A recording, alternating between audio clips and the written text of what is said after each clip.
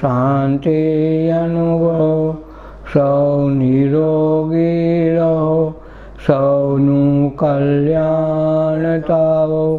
માતૃદેવો ભવ, પિતૃદેવો ભવ, શત્રુદેવો ભવ, ગુરુદેવો ભવ.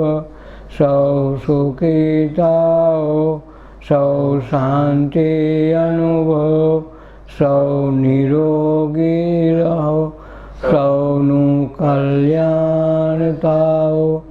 માતૃદેવો ભવ, પિતૃદેવો ભવ, શત્રુદેવો ભવ, ગુરુદેવો ભવ. સૌ સુખી થાઓ, સૌ શાંતિ અનુભવો, સૌ નિરોગી રહો, સૌનું કલ્યાણ થાઓ.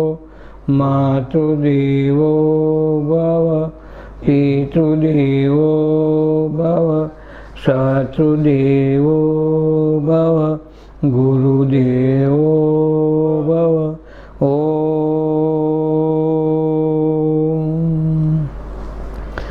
હંસા ગઈ તે સદગુરુજીના દેશમાં,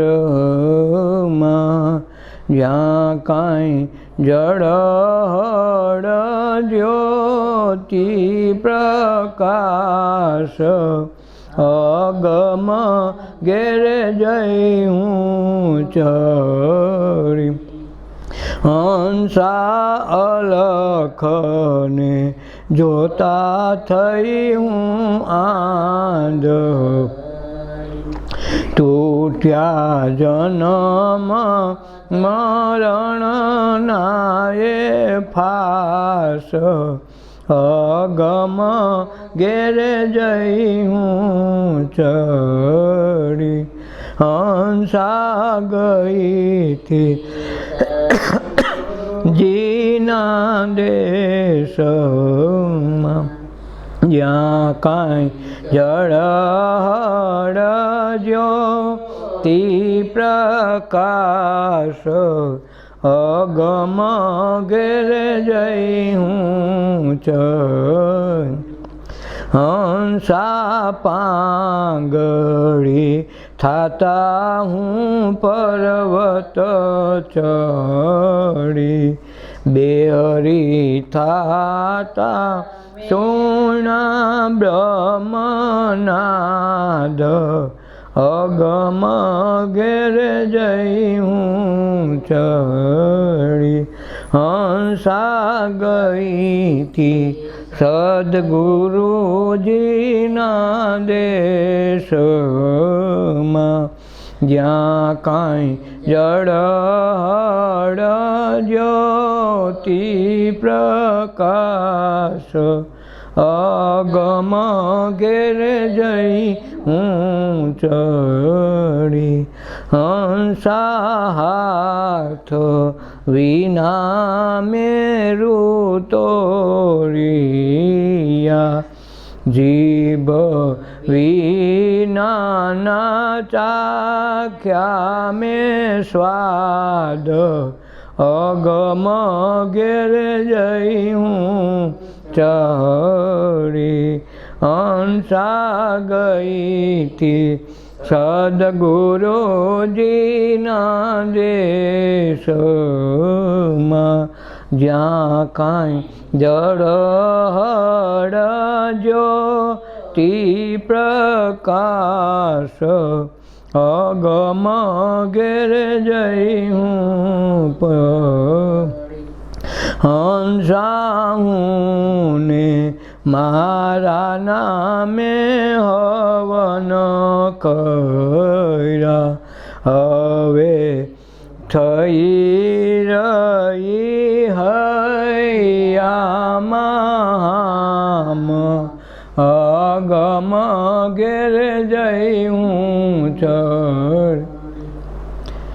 હંસા ગઈ તી સદગુરુજીના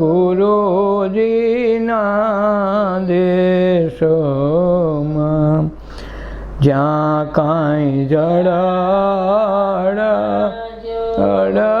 જ્યોતિ પ્રકાશ અગમ ઘેરે જઈ હું ચડે.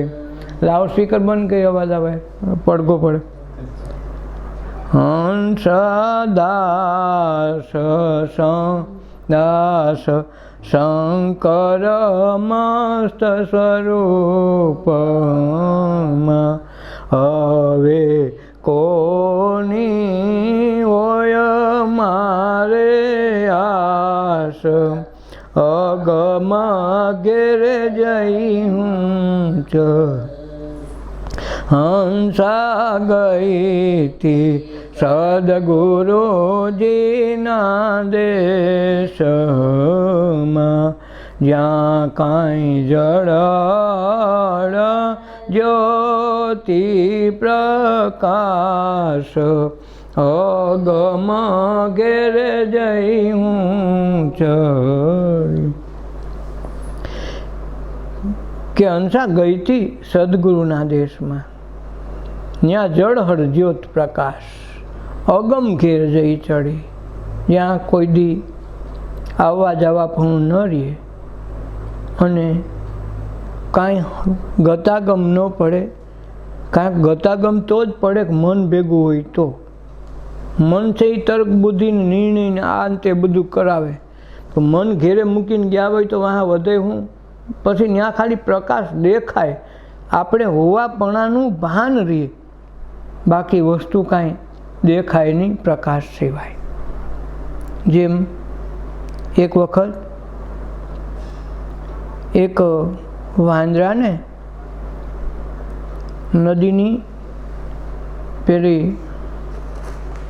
ગોવાઈ રે સંબંધ થઈ ગયો. મોટી ચંદન કહો આમ તો એને પેલું કહ્યું કે નદીમાં કોણ હોય, મગર આરે સારો સંબંધ થઈ ગયો. તો વાંદરો રોજ મીઠા મીઠા ફળ ખાય, જાંબુ ખાય, એને બહુ મજા આવે. એટલે ક્યારેક ક્યારેક એ મગરને ખવડાવે. એટલે મગરને આવી ગઈ મજા કે મારો હારો આ જાંબુ તો બહુ મીઠા યાર. એના નોકા નોકા ફળ લાવીને દે ને વાંદરાને પોતાની પીઠ ઉપર લઈ જાય અને નદીમાં શેર કરાવે. એની પીઠ ઉપર વાંદરો બેસી જાય. એમ કરતાં કરતાં દોસ્તી બહુ ગાઢ થઈ ગઈ. પણ મગરનો જીવ અંદરથી ખૂંખાર તો ખરો, અંદરથી કુટિલ બુદ્ધિ એ ખરી. અને કુટિલ બુદ્ધિ હોય ને તો પાછું અંદર પાછી બુદ્ધિ હાવ ન સમજાય એવી, બાળક કરતાં હરહ હોય એવું બને. હવે એક વખત અડધા વેણમાં આ દરિયામાં ઓલા નદીના મોજામાં લઈ ગયો મગર અને ત્યાં વાત કરી કે હે વાંદરાભાઈ, તમે રોજ નવું નવું ફ્રૂટ ખાઓ, જાંબુ ખાઓ, કેરી ખાઓ, સફરજન, ચીકુ, કેળા, દાડમ બધું ખાઓ તો તમારું કલેજું કેટલું મીઠું હોય છે. મારે આ તમારું કલેજું ખાવું. વાંદરો કે અરે મગર બેન બહુ કરી, કેમ? હું કોઈ દી નહીં ને હું કોંડાણ હોઈ જઉં. આજ મારું કલેજું મારા ઝાડવા ઉપર મૂકીને આવીશું. એટલે તમારે મને મૂકવા આવવી પડે, તમે મને મૂકી જાઓ તો હું ઝાડવા ઉપરથી લાવીને તમને દઉં. કાંઈક જેની બુદ્ધિ કુટિલ હોય ને તે સમયે સાચી વસ્તુ સમજાય નહીં. તો એ કે એ સાચું હો, મારે કલેજું તારું ખાવું પડશે. કાંઈ વાંધો નહીં, પણ હું એટલે પણ મને લઈ જાવ તો થાય ને, મારા ઝાડવા ઉપરથી લેવું કેમ? કાંઠે લઈ આવી મગર. જેવો ઠેકડો મારીને ઝાડવા પર ચડી ગયો. પછી મગરને ક્યાં લઈ લે, હારા કાંઈ કલેજા ક્યાંય બહાર હોય? કલેજા તો ભેગા જ હોય. અને કાંઈ ઝાડવા પર ટીંગાય તો હું જીવતો રહું, એટલી બુદ્ધિ નથી. જેમ કલેજો કાઢી લે તો માણસમાં કાંઈ વધે નહીં, કલેજો આગા પાછું થાય નહીં. એ જ રીતે માણસ આત્મપદને પામવા માટે સદગુરુના દેશમાં જાય ત્યારે દેહ નથી હોતું, મન પણ નથી હોતું, તો મન વિના તર્ક બુદ્ધિ કાંઈ કામ કરે નહીં. ફક્ત જળહળ જ્યોત પ્રકાશ છે એટલી જ ભાન રહે, હું પ્રકાશ સ્વરૂપ છું એટલો હોવાપણાનો ખ્યાલ હોય, બીજી એકેય બુદ્ધિ એમાં કામ આપે નહીં. એટલે એને જોઈ એટલે માણસ આંધળો થઈ જાય. 2 વખત આંધળા થવાય, તો બધું બંધ થઈ જાય. એક સુષુપ્તિ અવસ્થા આવે, ક્યાંય એક્સિડન્ટ થયું હોય અને એમાં ગમે ત્યાં લાગ્યું હોય તો મનથી સીધું પ્રાણમાં વહી જાય, એટલે પોતે સુષુપ્તિમાં આવી જાય. પછી પોતાને કાંઈ ખ્યાલ હોતો નથી. પછી કોઈક દવાખાને કે ભાઈ બેસુધમાંથી સુધી આવે ને ત્યાં કહે કે હું ક્યાં છું, ત્યાં ખબર પડે કે મને લાગ્યું છે કે હું થયું છે. ત્યાં લગન ખબર પડતી નથી, ત્યાં સુધી એની અવસ્થા બેસુધ અવસ્થા છે. એ જ રીતે ધ્યાનમાં કોઈ મહાપુરુષની હાજરીમાં અગમ ઘેર સુધી પહોંચી જાય ત્યારે આ વસ્તુ હાજર નથી હોતી. દેહ મન બુદ્ધિ કશું જ હોતું નથી. ફક્ત ને ફક્ત જે પ્રકાશ પુંજ છે, પોતે શક્તિ સ્વરૂપ છે, એટલી જેની યાદી રહે. બાકી બધું જગત પોતે હું છે, હું હતો, હું થવું જોઈએ, કોઈ વસ્તુ એની પાસે સંસાર વ્યવહાર જગત હોતું નથી. પણ એ અવસ્થા શુદ્ધતમ અવસ્થા છે. જ્યારે બેશુદ્ધ અવસ્થા, એક્સિડન્ટલી અવસ્થા છે, એ અવસ્થાને સુષુપ્ત અવસ્થા કહે. જીવે છે છતાંય મરવા જેટલી યાદી એને નથી. આનું નામ સુષુપ્તિ છે. અને જે પહેલી છે એ તુર્ય અવસ્થા છે, સુષુપ્તિ અવસ્થાથી પર, જેમાં જાગરણ હોય. પણ જાગરણ હોય છતાંય કઈ વસ્તુનું જાગરણ છે એને કશું ખ્યાલ નથી હોતો. એટલે કે હંસા અલકને જોઈને થઈ આંધળી, તૂટ્યા જન્મ મરણના ફાસ. પછી ત્યાં જન્મ મરણનો ફાસ જે હતો, હું માણસ છું, સ્ત્રી છું, પુરુષ છું, ત્યાં કાંઈ નથી. એટલે ગંગા સતીએ કીધું કે જ્યાં જાતિ વિજાતિની યુક્તિ બતાવો ને બીબે પાડી દો બીજી ભાઈ. પિંડ બ્રહ્માંડથી પડશે મારા ગુરુ, એનું બતાવી દઉં તને દેશ. તો આ દેશ છે પિંડ કે બ્રહ્માંડમાં ન હમાય, એટલે તુર્ય અવસ્થા છે. એટલે તુર્યામાં પહોંચ્યા પછી ફરીથી એને જન્મ મરણમાં આવવું નથી પડતું. એટલે અલકને જોઈને હું થઈ આંધળી અને તૂટ્યા જન્મ મરણના ફાસ. અને પાંગડી થતાં હું પર્વત ચડી. જો પગ હોત ને તો પર્વત ન ચડાત. આમાં પગ તો હોતા નથી અને છતાંય પર્વત ઉપર હોય. વળી એમાં કાન બાન હોતા નથી, હાવ બેરાળ. કાન છે એ માધ્યમ છે, સાંભળવાનું છે, પણ એમાં કાન પણ ન હોય, છતાંય બ્રહ્મનાદ ત્યાંથી સંભળાય. અને હાથ વગર તો મેરુ પર્વતને તોડે છે. તોડવા માટે, ત્રાજવું લેવા માટે હાથ હોવો જરૂરી છે. આ તો હાથ વગર તુલના થઈ. અને જીભ વિના તો એને સ્વાદ ચાખી લીધા. કારણ કે આ બધું એકેય આઈટમ રહેતી નથી. અને ત્યાં શું થાય, હું અને મારું આ બેયના હવન થઈ જાય. અને પછી હૈયામાં હામ આવી જાય કે હવે મારે કાંઈ કરવા પણ રહ્યું નહીં. કાંક મોટામાં મોટો યજ્ઞ કરવાનો છે, હવન કરવાનો છે, હું ને મારાપણાનો. હું ને મારાપણું વયું જાય, હોમાઈ જાય યજ્ઞમાં, તો તું પણ કે તારાપણું રહી જાય. તું એટલે ઈશ્વર, હું અને મારો, બે વચ્ચે તે છે. હું ને તું, મારું ને તારું, બેમાંથી એકેય નહીં, તેનું. તો ત્રીજી વિભક્તિ, પેલો પુરુષ એક વચન આ વસ્તુમાં આવી જાય ત્યારે હું ને મારાનો હવન થઈ જાય. અને હવન થઈ જાય એટલે આખી દુનિયાની ભ્રાંતિ થઈ જતા, દુનિયાનો લોપ થઈ જતા, પોતાના મનમાં જિંદગીમાં ન દેખેવી એવી હિંમત આવી જાય. દાસ શંકર કે મારા મસ્ત સ્વરૂપમાં પછી મારે કોની આશ રાખવી? કારણ ગુરુ પોતે ખુદ ગુરુપણામાં આવી જાય પછી બીજાની આશ રાખવાની એને કંઈ જરૂર નથી.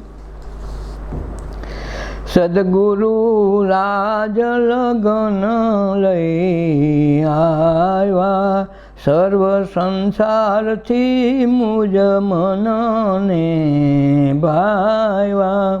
કે સદગુરુ રાજ કે લગન લઈને આવ્યા, સર્વ સંસારથી મુજ મન ભાવ્યા, મને બધા સંસારમાં મનથી ભાવ્યા. કાંક મારું લગન લઈને સદગુરુ પોતે આવ્યા છે. પ્રેમ આરતી મોતીડે વધાવ્યા, તો ભાગ્ય ભૈડા પેલા ભવતણા. શેણે ઉતારી આરતી? પ્રેમ આતીડા. પ્રેમ આરતી મોતીડે વધાવ્યા.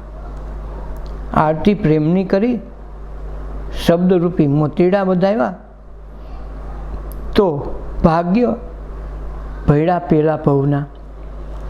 પૂર્વજન્મની કમાણી હોય તો જ મહાપુરુષો કે મનુષ્ય જન્મ ખાલી લીધે ખાટી જવાતું નથી, પરંતુ પૂર્વજન્મના ભાગ્ય ભળે અને ગુરુમાં લગ્ન લાગે તો જ આ જન્મ મરણના ફેરાની સમજણ પડે. નકર સત્સંગમાં રહેવા છતાં આવવા છતાંય ગતાગમ ન પડે. જેમ 100 વર્ષ સુધી પાણો યમુના જળમાં કે ગંગા જળમાં પડ્યો રહીએ, એને કણથી ભાંગવામાં આવે તો અંદર કોરો ને કોરો હોય.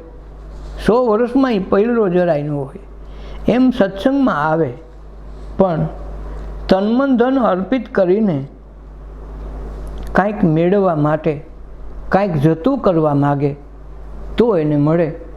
કાંઈ જતું કર્યા વિના પોતાનું વાસણ જરાય અધૂરું કર્યા વિના, પોતાનું કાંઈ ઠલવે નહીં અને બીજાને એમ કે તું હજી આમાં નાખી દે, મારું એમનું ભલે પડ્યું, તો એ ગમે એટલું નાખશે તો ઉપર છલીને જાય, એનામાં કાંઈ નહીં પડે. એમ સત્સંગમાં ધ્યાનમાં કોઈ મહાપુરુષના સાનિધ્ય કેળવી અને પોતે આત્મ સ્વરૂપની દ્રષ્ટિ મેળવવા જતા હોય તો પોતે પોતાનું જે કાંઈ માન્યતા ભગવાન વિશેના હોય, ધર્મ વિશેના હોય કે પોતાની બુદ્ધિ, કોઈ પોતાના વિચાર કે જે કાંઈ પોતાની માન્યતાના દેવી દેવતા, પંથ, સંપ્રદાય, આ બધું જ ખાલી કરી દે તો એમાં મહાપુરુષો કાંઈક ભરી શકે. તમારું વાસણ ખાલી કરવું ફરજિયાત છે. અને ઘણી વખત ખાલી વાસણ હોય પરંતુ એમાં કાંઈક ને કાંઈક કૂડો કરવો, કરકટ કે મેલ ભેરો હોય તો મહાપુરુષ કદાચ અમૃત નાખે તોય બગડી જાય. સામાન્ય રીતે જેવું તેવું વાસણ થોડુંક ધોયું ઓછું હોય, ઉટકવામાં રાખ રહી ગઈ હોય કે કેમિકલ રહી ગયું હોય તો દૂધ નાખવામાં આવે તો દૂધ બગડી જાય, તો દૂધનું દહીં થતું નથી. એ જ રીતે સંત મહાપુરુષો જીવનમાં આવે અને આપણે આપણું કાંઈ જતું ન કરીએ અથવા જતું કરીએ તો મનમાં થોડી કુટિલ બુદ્ધિ રાખીએ, તર્ક બુદ્ધિ રાખીએ તો મહાપુરુષોએ આપેલું બધું જ બગડી જાય, કામ ન આવે. ન એને કામ આવે ન આપણને કામ આવે. જેમ લાખા લોયણમાં લાખાને 12 વર્ષ સુધી ગુરુ જ્ઞાન આપ્યું, ધ્યાન શિક્ષા આપી અને બધી વસ્તુની દોરવણી આપીને પ્રતિબિંબ પાડ્યું કે તારા ઘટમાં જ ઈશ્વર છે, શ્રીનાથજી બધું જ આમાં છે, બહાર નથી. એના દર્શન કરાવ્યા પણ મનમાં કુટિલતા થોડીક રહી ગઈ તો 12 વર્ષની સાધના પણ ફળી તો નહીં, વિફળ થઈ ગઈ. પોતે ગુરુ હોવાનો દાવો કરીને ગુરુદ્રોહ કર્યો અને રક્તપિત્તની કાયા થઈ ગઈ, જેને ધોવા માટે 12 વર્ષ ગુરુ તપ કરવા ગયા. એવી રીતે અંદર કુટિલ બુદ્ધિ રહી જાય, વાસણ સાફ ન થયું તો હોય એ પણ બગડી જાય. એમ પ્રેમ આરતી મોતીડે વધાવ્યા તો ભાગ્ય ભૈડા પેલા ભવના ભાગ તોર ભળે ભાવથી એની ભક્તિ કરે, ભાવથી આરતી કરે તો વસ્તુ બને. ભાવ વગર ગમે તે કરે તો ભક્તિનો છાંટો એમાં પડે નહીં, અને ભક્તિ વગર ભગવાન રીઝે નહીં. શબ્દરૂપી ચાંદલિયો ચોટાડ્યો ને નિવૃત્તિ કન્યા સુવિવાહ જોડ્યા. કામ ક્રોધ ભય સર્વ તોડી નાખ્યા, તો વિવાહ કર્યા જુગતિ કરીને, સદગુરુ લગન લઈ આવ્યા. કે શબ્દરૂપી ચાંદલિયો ચોટાડ્યો એટલે જ આજ્ઞા ચક્રમાં ચાંદલો કરવાનો અર્થ જ છે કે એ આજ્ઞામાં જે જ્ઞાન શબ્દરૂપી ગણેશીઓ જે બેસાડ્યો છે, મૂળાધારથી ઉઠાવીને સતત વૃત્તિ જ્યાં ત્યાં ભમતી હોય ત્યાં ચાંદલો કરીને સતત યાદી કરે કે તું ભમવા માટે નથી આવ્યો, તું પ્રાણ તત્વને જીતીને પરમાત્મા સુધી પહોંચવા આવ્યો છે. એ શબ્દ યાદ રાખવા માટે ચાંદલાની બિંદી કરવામાં આવે. એટલે કે શબ્દરૂપી ચાંદલિયો ચોટાડ્યો, નિવૃત્તિ કન્યાથી વિવાહ જોડ્યા. લગ્ન કોની યારે કરવાના છે? અહીં તો લગ્ન કરીને બેઠા હોય, પતિ હોય ને કાં પત્ની હોય, તો કરવું હું? આ ગુરુ કે લગ્ન કરી નાખો, તો કઈ લગ્ન કોની સાથે? નિવૃત્તિ કન્યાનું વિવાહ જોડ્યા છે. નિવૃત્તિ એટલે જગત સંસાર વ્યવહારમાં શ્વાસ ઉશ્વાસ લેતા લેતા શ્વાસ પૂરો થાય, બહાર પણ રોકાય, અંદર પણ રોકાય, વચ્ચે જે ગેપ પડે એમાં એ સર્વલોક એ નિવૃત્તિ છે. નિવૃત્તિ એટલા માટે કે સંસારની પ્રવૃત્તિ મટી જાય, ધ્યાનમાં જગત આખું તૂટી જાય ત્યારે નિવૃત્ત થઈ જવાય. જગતની વિસ્મૃતિ એટલે એક નિવૃત્તિ છે. ધ્યાનમાં દેહ, મન, બુદ્ધિ, તર્ક, જગત આખું વિસ્મૃતિ થઈ જાય, જેની કશી યાદ ન રહે, ખોવાઈ જવાય. ત્યારે એ નિવૃત્તિ પણ આવે, એની સાથે ગુરુ એના વિવાહ કરે છે. નિવૃત્તિ કન્યાસુ વિવાહ જોડ્યા. કામ ક્રોધ ભય સર્વ તોડ્યા, તો વિવાહ કર્યા જુગતિ કરીને. એને લીધે જ્યારે વારંવાર ધ્યાન થઈ જાય તો કામ ક્રોધ ભય સર્વ તૂટી જાય. અને વિવાહ યુક્તિથી એટલે ઈશ્વરે એની યોગ વિદ્યાથી કરી નાખ્યા. કોની સાથે? આ નિવૃત્તિ કન્યા સાથે. એટલે ધ્યાન, એક વખત ધ્યાનમાં કોઈ પણ વસ્તુની ઘટના ઘટે એ વારંવાર પણ ઘટી શકે ને કાયમી પણ રહી શકે. પણ ક્યારે? જેમ બેટરી કે સ્ટાર્ટર કેટલી ઘડી કામ આવે? ફક્ત સ્ટાર્ટિંગ મોટરને ધક્કો મારવા માટે ઉપાડવા પૂરતું. પછી તમે સ્ટાર્ટર બંધ થઈ જાય છતાંય મોટર ચાલુ રહે.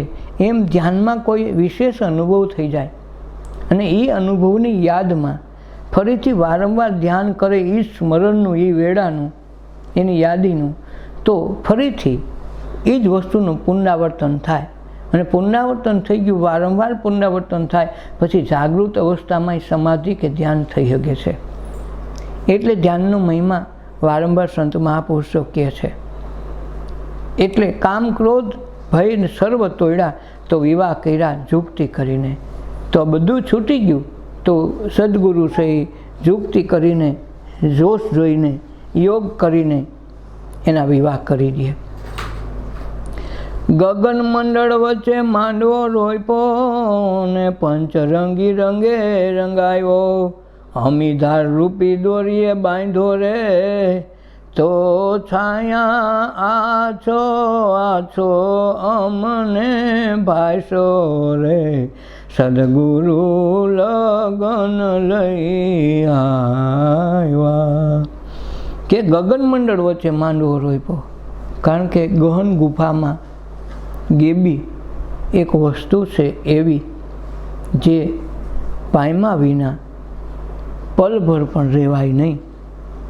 ગગન મંડળ એટલે આ અવકાશ તત્વો છે, એમાં આખી જગતની સૃષ્ટિ, બધા જ ગ્રહો, બધા દેવલોક, દાનવલોક, માનવલોક કે યક્ષ કિન્નરો જે કાંઈ જેટલા લોક છે 14 લોક છે, તો 14 લોકો રહે છે આકાશમાં.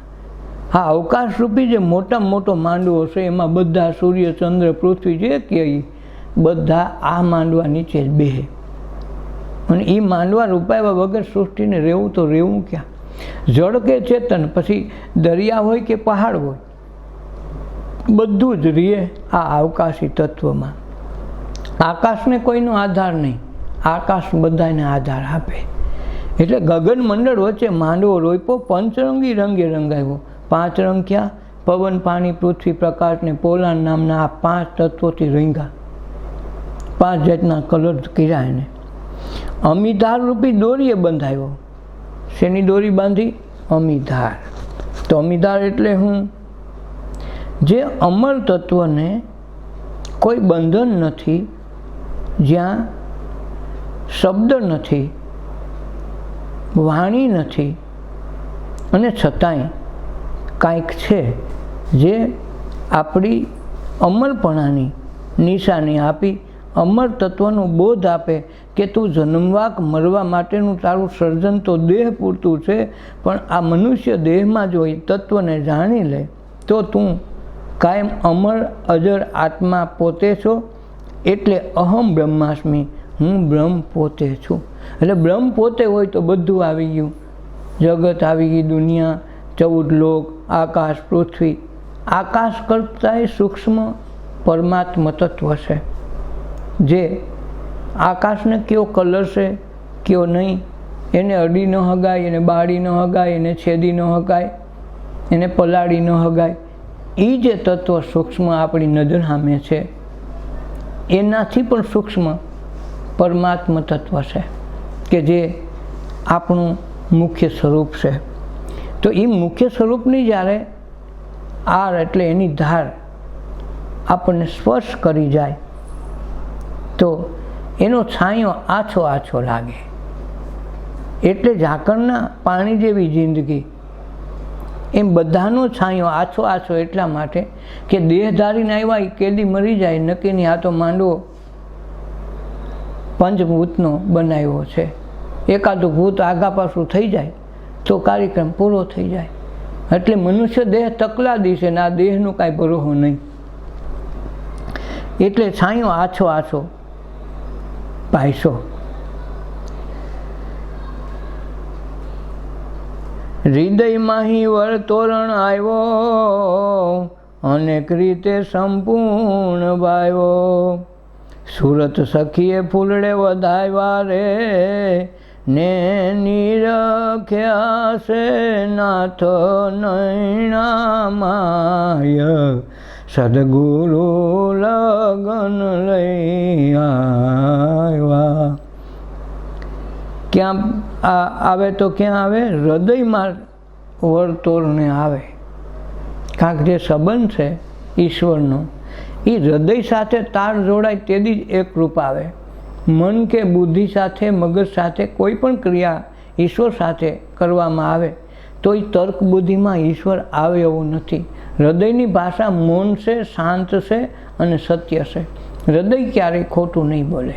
સારા કામે જાઓ કે નરસા કામે જાઓ, તરત હૃદય એની ભાષામાં તરત કે આ કરાય કે ન કરાય. પછી માન્ય નહીં, તર્ક બુદ્ધિ વાપરી કે ભાઈ ત્યાં તો લાખ રૂપિયાનો ફાયદો છે, જવામાં શું વાંધો છે, એ તો તો ના પાડ્યા કરે. તો હૃદયને ઉપર પાણો મૂકીને એને ઠોકરાવીને કામ કરવા જાહે, અવળા કામ કરીને આવશે ને ફસાય ને પછી કહે મારો કર્મ હારા નહીં, મારા તો પહેલેથી જ ફૂટેલા છે. આ પોઝિશન આવી ક્યાંથી? હૃદયની ભાષા આવી તો ખરી, અવાજ તો આવ્યો, એનું માયનો નહીં. એટલે હૃદય માહી વર તોરણે આવ્યો. તોરણે આવે તો ક્યાં? હૃદયથી મળવાનું છે.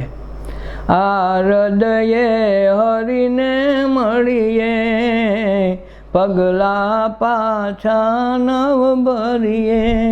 ભાઈ મીરાના ગિરધર સ્વામી, ગોપી આનંદ સુખડા પામી. ભાઈ મીરાના ગિરધર સ્વામી, ગોપી આનંદ સુખડા પામી. એટલે આ હૃદયે હરીને મળવાનું છે. એટલે બે માણસો ભેટે છે ત્યારે ભાવ હૃદયના શુદ્ધ ભાવથી ભેટે તો એકબીજાની ઉર્મિઓના સ્પંદનોના વાઇબ્રેશન અવળાવળા થાય. જેની પોઝિટિવ ઉર્જા છે એ નેગેટિવ ઉર્જાને બાદ કરીને કાઢે. અથવા તો બે સંત મહાપુરુષ જો ભેટે તો ઉર્જાનો સ્ફોટ થાય, વિસ્ફોટ થાય. પછી જો કોઈ એને પગે લાગે અને માથા પર હાથ રાખે કે એના ચરણમાં માથું ઝુકાવે તો એને નખશિખ નિર્વાણ સુધીના જે પ્રાપ્તિ થવી હોય એ આનંદની પ્રાપ્તિ એને થાય. એટલે આ હૃદયે હરિને મળીએ. મળવાનું કોને છે? હરિને. હરિનો વાસ ક્યાં છે? હૃદય કમળમાં. ગીતામાં કૃષ્ણ ભગવાને કીધું, હું કાયમ માટે મનુષ્યના હૃદય કમળમાં બેઠો છું. એટલે ભેટે ત્યારે હૃદયને મળે, ભગવાનને ભેટે, પણ ભાવથી ભેટે તો સમજી અને ભાવથી ભેટે તો વસ્તુ કાંઈક જુદી બને. નહીં તો ખાલી દેખાડા કરવા ખાતર કે બધાએ ઔપચારિક રીતે જેમ હાથ મિલાવી એમ કદીક ભેટી પડે તો એથી બહુ ફરક પડે નહીં. આ હૃદયે મળવાનું છે અને મળવાનું ક્ષેત્ર હૃદય સિવાય કાંઈ નથી. એટલે કોણ દરેક મનુષ્ય ઘટમાં ઈશ્વર બિરાજમાન છે એટલે હૃદયથી મળે. જો કોઈ શુદ્ધ વ્યક્તિ હોય અને એના હૃદયને કદાચ મળવાનું થાય તો આપણી ઉર્મિઓ, આપણા જે સ્પંદનો છે, વાઇબ્રેશનો આખા બદલી જાય. આખા દિવસનો થાક હોય તો એક વખતમાં ઉતરી પણ જાય. એવી કેટલી એમાં જડીબુટ્ટીઓની જેમ શક્તિ સંચાર ભર્યા છે. કુદરતે જન્મની સાથે મનુષ્ય અવતારમાં હૃદયમાં ભરી રાખ્યા છે. એટલે હૃદયની ભાષા છે અને હૃદયને મળવું જોઈએ. એટલે આ હૃદયે હરીને મળીએ, પગલાં પાછા ન ભરીએ. એટલે પહેલી પરંપરાઓમાં એવું હતું કે ગુરુ શિષ્ય તો ભેટે, પછી સ્ત્રી હોય પુરુષ હોય કોઈ ફરક ન પડે. અને પહેલાં તો છોકરાઓ ભણવા જાય તો પણ માં દીકરીને ભેટે, બાપ દીકરીને ભેટે, બધું એકબીજાના ઉર્મિઓના સ્પંદનો આડાવડા ન જાય. દીકરીની કુદૃષ્ટિ ક્યાંય ન પડે, દીકરાને ક્યાંય ભટકવું ન પડે. હૃદયનો પ્રેમ ઘરથી જ મળે તો એના અંદરના જે વિચારો છે શુભ થાય, સાંત્વના મળે, ક્યાંય મન ભટકે નહીં અને પોતાના ઘર, પોતાના હૃદય સિવાયને ક્યાંય વિષામુખ શાંતિ ન મળે નહીં ખબર પડે તો એને ભટકતી વૃત્તિ શાંત થઈ જાય. એટલા માટે એને ભેટીને મૂકે. તો પહેલાં જમાનામાં આ વસ્તુ કોઈ વેવાય મળે, કોઈ સગા સંબંધી મળે તો ભેટતા પહેલાં કે જેથી હૃદયની ભાષા જણાઈ જાય. એ રીતે આ હૃદયે કે હરીને મળીએ, પગલાં પાછા ન ફરીએ. બાઈ મીરાના ગિરધર સ્વામી ગોપી આનંદ સુખ પામે. ગોપીને મળવું તો હું આ હૃદયે આનંદ સુખ લેવા માટે. આપણને કાં સુખ મળે ને કાં ઘડીક પૂરતો આનંદ મળે. એ સુખે વયું જાય ને આનંદ એ ઘડીક ટકે. કેમ છે કે આનંદમાં ખબર ન આનંદ શું છે. એમ આ રીદિયા માહી વર તોરણે આવ્યો, અનેક રીતે સંપૂર્ણ મન ભાવ્યો. કેવી રીતે? મન તો વહી ગયું, સંપૂર્ણ રીતે ભાવ્યો. કાંક હૃદયથી જે પ્રેમ થાય એમાં ત્યાગની ભાવના પહેલાં હોય. કોઈ વસ્તુ માગે નહીં. સામેનો માણસ મને પ્રેમ કરશે, સામેનો માણસ મને કાંઈક દેહે, કોઈ પણ આશા અપેક્ષા વગર જે પ્રેમ થાય એ શુદ્ધ હૃદયનો પ્રેમ હોય. એમાં ક્યારેય માગે નહીં. એમાં શરીરનું મળવું મહત્ત્વનું નથી, અંદરનો ભાવ મહત્ત્વનો છે. અમેરિકામાં બેઠો બેઠો ઇન્ડિયનનો છોકરો પણ પ્રેમ કરી શકે અને એના સ્પંદનો, એના વાઇબ્રેશનો અહીંયા બેઠા વગર ફોને ઝીલી શકાય. પણ શુદ્ધ હૃદયનો પ્રેમ હોય તો માણસ એટલું કરી શકે તો ઈશ્વર પ્રત્યે, ગુરુ પ્રત્યે ઈશ્વરનો ભાવ રાખીને ઈશ્વરને મળવા માટેનો જો ઈચ્છાઓ રાખે તો ઘેરે બેઠા ગંગા નાય એ રીતે એના વાઇબ્રેશનની અસર એના જીવનમાં થાય. તો ખોટા ખરાબ વિચારો નહીં ચડે અને તર્ક બુદ્ધિના જોર કરતાં હૃદયની ભાષા એને વાંચતા આવડી જાય.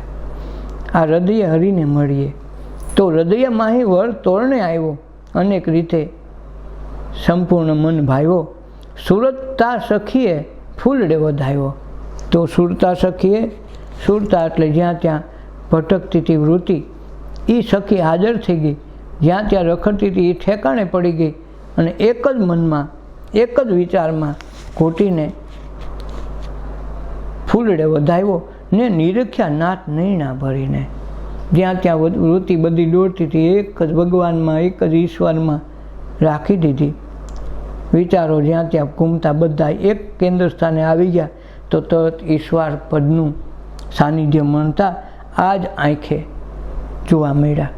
નૈને નિરખા પરખા પૂરા સુરત નૂરત સારા.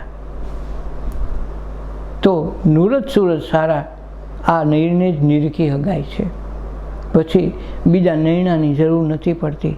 આંખ વીંચાઈને અંજવાળા દેખાય, પ્રકાશ દેખાય તો આંખ તો વીંચી નાખી તો પ્રકાશ આવ્યો ક્યાંથી? જોવાવાળું કોણ છે? તો એ જે નૈના ઉઘડે એક જે સ્વપ્નમાં પણ આપણને પ્રકાશ આપે તો એ નિરખ્યા નાથ નૈણા ભરીને. આ નૈણા ભરીને ઓલા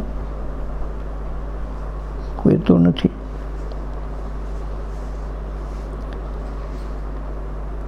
સદગુરુ રાજ લગ્ન લઈને આવ્યા, સર્વ સંસારથી મને મન ભાવ્યા. મન તો ક્યાં લગન? કંકોત્રી લખે ને ત્યાં સુધી મન હાજર હોય, પણ લગ્ન થઈ જાય ને પછી મન ભાગી જાય, પછી મન રહે નહીં. વિવાહ કરે ને તો સુરતા આડાવડી જાતિ એકમાં ડોકા કાઢતું બંધ થઈને એકમાં રહેવા માંડે, પણ લગ્ન થઈ જાય એટલે બે એક થઈ જાય.